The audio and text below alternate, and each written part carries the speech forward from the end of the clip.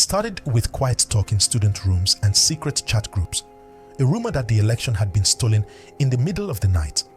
Within hours, the streets of Dar es Salaam were roaring. Young people filled every open space, every road, carrying signs and phones held high. They called themselves the Gen Z Army, and the demand was simple: count our votes. But when the protests reached the airport, everything changed. Could a generation raised on internet trends bring down a government built on silence? Let's find out. Dar es Salaam, 11:48 p.m. The night was full of tension. From the ocean front to the airport edges, the city shook with anger. Word spread fast. Vote boxes were being flown out of the country for checking. To the young protesters, that meant one thing: proof of theft escaping into the sky. Thousands rushed toward the airport gates. Some came on motorcycles, others on foot, faces covered in cloth. By midnight, bright lights lit the runway, showing a sea of youth blocking runways, chanting, "No flight till the truth lands." Inside the building, security officers panicked. Planes waiting for permission were stopped, the pilots staring out at the growing crowd. In one corner of the control tower, an air traffic officer whispered, "They've taken over everything, even the fuel yard." Police backup arrived, shields shining under emergency lights. But the Gen Z Army was without weapons. Their tools were phones and numbers. Live video streams exploded across the internet, watched by millions. Short tags like "Mbandala we voted" and "Mbana Sky Your Voice" were popular within minutes. When the first tear gas cans flew, the crowd didn't run away. They stood, coughing and singing the national song through burning throats. By 2 a.m., the airport was fully surrounded. Flights cancelled, communication stopped, the skies over Tanzania went silent. For the first time, the government realized it wasn't facing a protest. It was facing a generation that had stopped being afraid. But what began as resistance on the runway soon spread far beyond the city. Across the nation, the silence of fear was breaking, and the government's hold began to slip. 4:23 a.m., Dar es Salaam, International Airport. The city woke up to total confusion. Smoke from burnt blockades floated over the buildings. Police trucks, once symbols of power, now burned slowly near the gates. Students carried the injured to quick clinics made from luggage carts. By dawn, the entire airport had become a symbol of fighting back. The protesters had painted slogans on the runway. "We are the future." Volunteers passed food and water through human lines. No leader gave orders. The movement was spread out, self-run, alive. Government officials, watching from the presidential palace, debated, saying the country was in trouble. "We can't shoot them," one minister whispered. "They are our own children." But pressure grew. The president's closest group wanted force, not talk. Then came the spark. A video was leaked showing vote papers, untouched, stacked in boxes, being loaded into a private jet marked state property. Within minutes, the clip flooded social media. The world saw it, the proof of cheating. Strong anger became unstoppable. At noon, the military was sent out. Helicopters circled above the crowds, their shadows sweeping across broken glass and flags. Yet when soldiers came down, some removed their helmets and stood beside the youth. They refused orders to shoot. That was the moment the world understood. This was not chaos. This was a movement taking back a nation. As the airport fell into the hands of the people, eyes turned to the capital, Dodoma. There, behind guarded walls, the president faced the final question: stay and fight, or run away into the night? Dodoma, 8:35 a.m. The sun rose over a capital city split. Government radio urged quiet, but few were listening. The internet had already chosen its side. Across Tanzania, live streams replaced news reporters, and digital posters called for large marches under one slogan: "No future without freedom." University students marched through Dodoma streets, joined by taxi drivers, nurses, and even police families. The sound of chanting drowned out traffic. The Gen Z Army had become more than protesters. They were a network, organized through secret messages, fueled by shared anger and hope. Inside the palace, President Samia Suluhu faced a shrinking group of advisors. Every hour brought new reports: airports blocked, police leaving, cities joining the strike. By afternoon, the internet went dark. The government had shut it down, or so they thought. Within minutes, young engineers turned on backup systems, sending signals through Kenya and South Africa. Short tags reappeared, stronger than ever. The blackout had failed. The breaking point came when protesters surrounded the state television station. Instead of breaking into it, they used small flying devices to show their message across the city skyline. "We are the voice you tried to mute." The image became very popular worldwide. As night fell, the last message from the presidential office was a single coded transmission: Operation Eagle. It meant only one thing: the president was preparing to run away. Dar es Salaam, 6:10 a.m. The sound of helicopter blades cut through the hot, wet morning air. Helicopters hung above the city, carrying officials desperate to escape. But below, tens of thousands of protesters held firm on the runway, waving flags made from torn election banners. The runways, once symbols of travel and connection, had become main battle lines of resistance. As dawn broke, the Gen Z army divided into groups. Some guarded entry points, others kept supply routes safe. Food, medicine, and even portable chargers flowed in from nearby neighborhoods. The organization stunned the government. There was no single leader to arrest, no central command to destroy. By 8 a.m., the army had surrounded the airport again, this time with orders to clear all citizens. Speakers loudly warned them, but the crowd stood still, holding hands, chanting, "We are the land. You cannot clear us from ourselves." In a powerful moment, a line of mothers joined their children on the runway. They placed flowers on the ground and knelt before the soldiers. Cameras captured the scene. A silent army facing another armed one. For a few seconds, no one breathed. Then, one soldier dropped his weapon. Then, another. The order to shoot never came. Across Tanzania, similar acts of resistance spread. Train stations, bridges, and ports filled with people refusing to move. It was no longer a protest. It was paralysis. The government's power system, both physical and political, had fallen under the weight of its own people. But while the runways held firm, the palace in Dodoma shook. Inside its walls, betrayal grew, and fear found its voice. Dodoma, 2:20 p.m. The capital's air was heavy with smoke and slogans.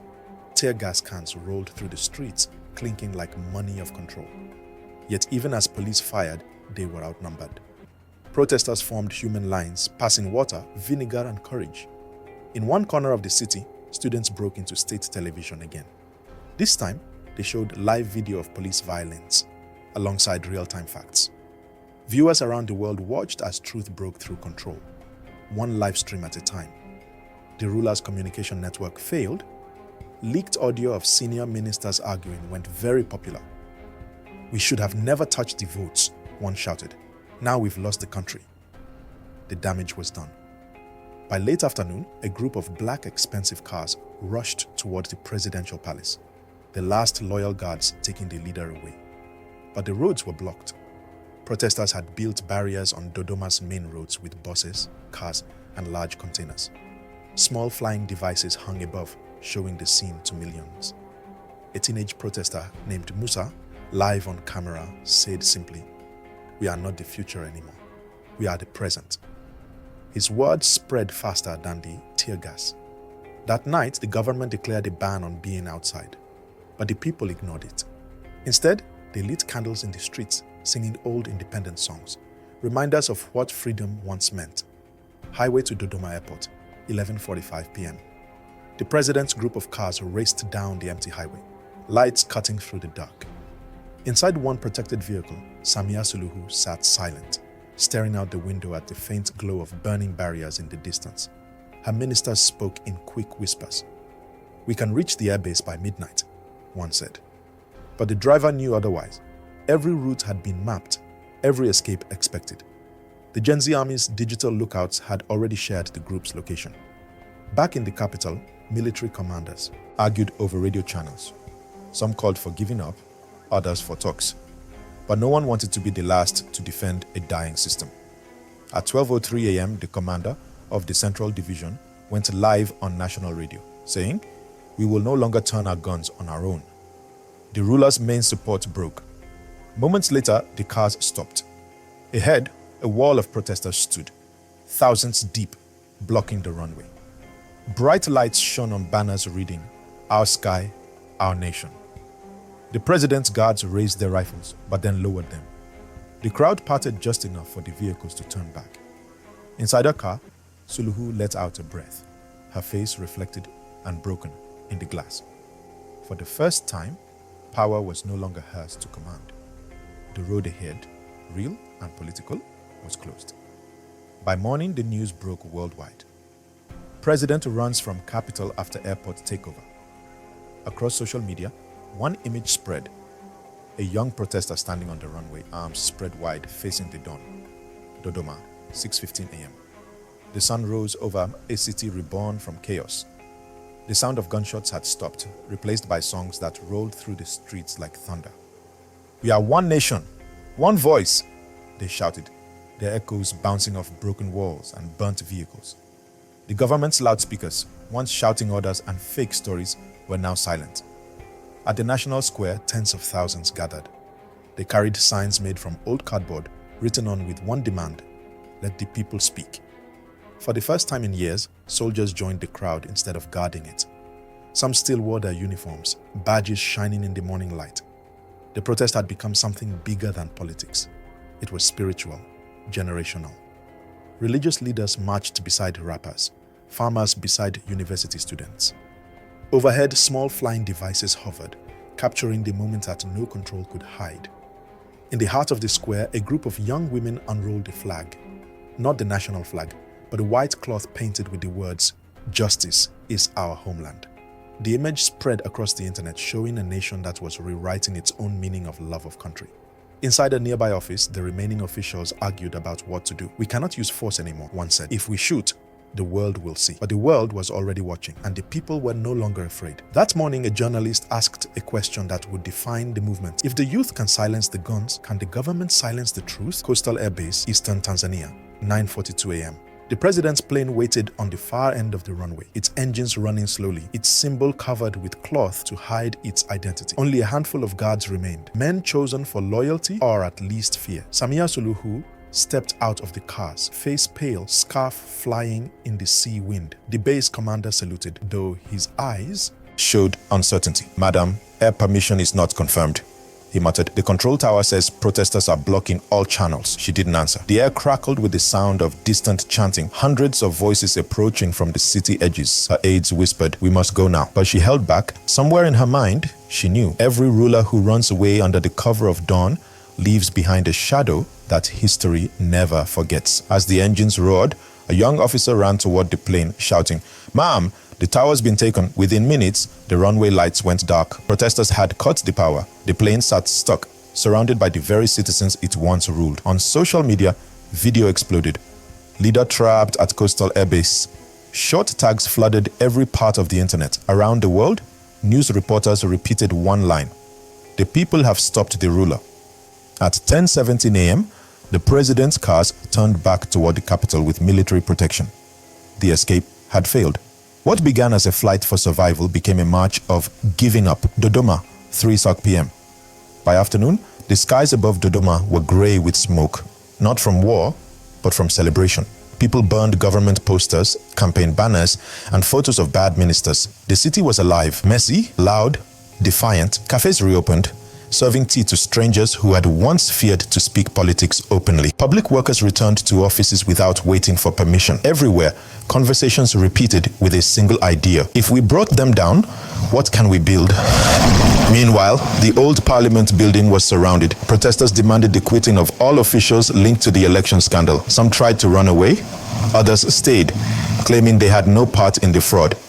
But the people wanted answers. Leaked papers moved around online showing how votes had been changed, names erased, and results faked. By evening, huge crowds filled Freedom Boulevard. Songs replaced slogans, laughter replaced fear. In one powerful scene, police officers laid their shields on the ground, a sign of peace. The crowd applauded, some crying openly. And yet, beneath the celebration, worry grew. Who would lead now? Could the same youth who fought in the streets run a country? Outside embassies, foreign messengers watched closely, writing statements and figuring out interests. The revolution was now international property. Still, for one brief moment, Tanzania stood proud, a symbol that a digital generation could remove a strong ruler without foreign guns or golden deals. Presidential office, 6:45 a.m. The air inside the old presidential building felt different now, colder, heavier, stripped of pride. The guards at the gate no longer saluted. They simply nodded as ministers entered one by one, their faces pale, eyes looking toward the protesters outside the iron fence. President Samia Suluhu sat at the end of the long wooden table surrounded by opposition figures and youth leaders. For the first time, her voice shook slightly as she spoke. We must restore order together. Across the table sat Zuri Mikwawa, a 25-year-old student leader whose live streams had started millions. She leaned forward, voice sharp but calm. Order is not what we lost, she said. Truth is. Outside, the streets roared in expectation. Every major news company showed the talks live. The youth demanded full openness, the release of political prisoners, the stopping of the fake election, and the writing of a new constitution. An advisor whispered to the president, "Give them something before the army acts." The clock ticked louder with every second. Finally, at 8:12 a.m., a statement was signed. Temporary power change to a council led by citizens. The room erupted in shock. The president had just given up authority. On the streets, people wept. Bells rang from churches and mosques alike. But for the old, powerful people, it was not the sound of peace. It was the beginning of being sent away. Dar es Salaam, 10:20 p.m. In a dimly lit rich house overlooking the ocean, men in suits whispered over secret phones. They were former ministers, rich business owners, and spy chiefs. Ghosts of the old system. The change cannot stand, one muttered. If the youth rule, our contracts die. Another added, we can't fight them with guns, but with data, yes. They began planning a digital attack. Thousands of fake accounts flooded social media, spreading doubt about the new council's right to rule. Made-up leaks claimed corruption, foreign influence, even betrayal among protest leaders. Within hours, confusion returned. Short tags that once joined the people now tore them apart. Freedom now became fake reform. Meanwhile, shipments of secret laptops and hidden money moved through private airbases. They called it Operation Mirrorfall, a silent try to break the revolution from within. In Dodoma, Zuri's team began noticing strange patterns, sudden rises in false stories, fake pictures, and edited speeches.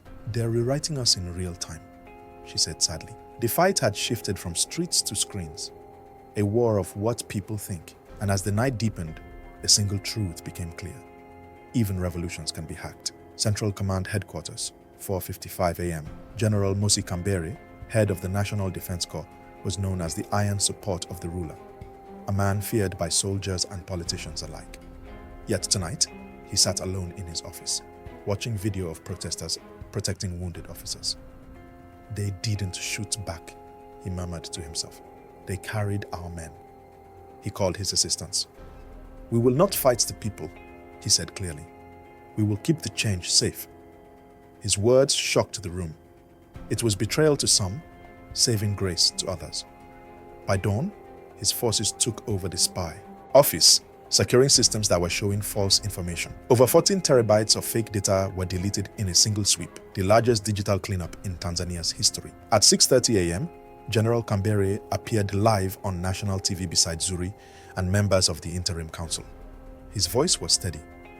The army serves the people, not power.